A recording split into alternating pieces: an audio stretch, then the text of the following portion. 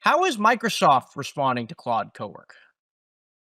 Yeah, so I mean, basically, ever since this product was, unveiled by Anthropic a couple years ago, it has basically sent ripples throughout Microsoft's technical ranks. There have been a flurry of memos being passed around about how Microsoft can respond, and CEO Satya Nadella himself has been encouraging people to, use this as inspiration to make Microsoft 365 Copilot, which is their AI product in Office, work even better. And, essentially, I think what is so compelling about Cowork is that it can carry out a lot of tasks kind of across applications and across even a user's desktop, which unlocks a lot of use cases that might not be possible with other out of the box AI products. And I think that's something that everyone at Microsoft has been paying close attention to. So Cowork is one tool that obviously people have been talking about. The other tool is ClaudeBot. This other tool that's come up. It's now called Moltbot. We now know they changed their name this week. What exactly is Moltbot and why has that been getting so much attention?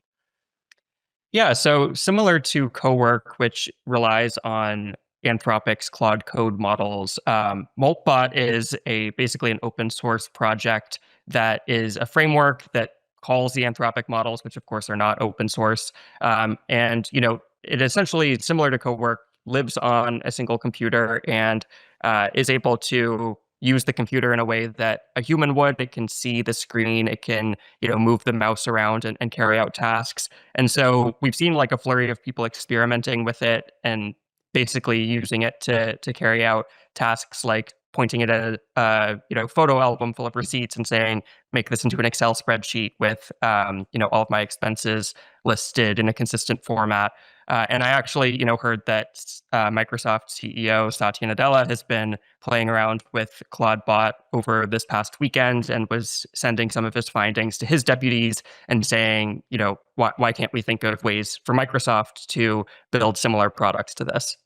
And just so I understand this, so are I'm calling it Moltbot. You can call it ClaudeBot, whatever. We know we're talking about the same thing, but is Claude Cowork and Moltbot, are they sort of competitive products? Are they sort of like doing the same thing for people? Yeah, so I mean, they both rely on Anthropic's models. Cowork is something that Anthropic put out formally in a preview, and Moltbot is more of a, I guess, fan project that still relies on those models, but they essentially do similar things. I think in both cases, they're pretty nascent in that it's not exactly clear if they're ready for like an enterprise deployment, and Anthropic has warned people not to use Cowork on risky projects or anything that involves sensitive data just because there's a lot of risks that haven't been ironed out yet. So in that regard, it's not exactly the same as the enterprise ready products that Microsoft is selling, but I think it's nonetheless, pretty inspiring to the folks who are building competing products. So now you talked about how Satya Nadella has been paying attention to both of these product rollouts. Conceivably, he's probably thinking about how Microsoft can respond maybe with its own pilot. You talked about Copilot maybe as being one avenue that they or one lever they could pull. How much of an advantage does Microsoft have given that a lot of the programs like Excel, Word, etc. I mean, Microsoft owns that stack. They run it. Is there an advantage there, and could it ultimately give it a leg up, even if it's late to the game?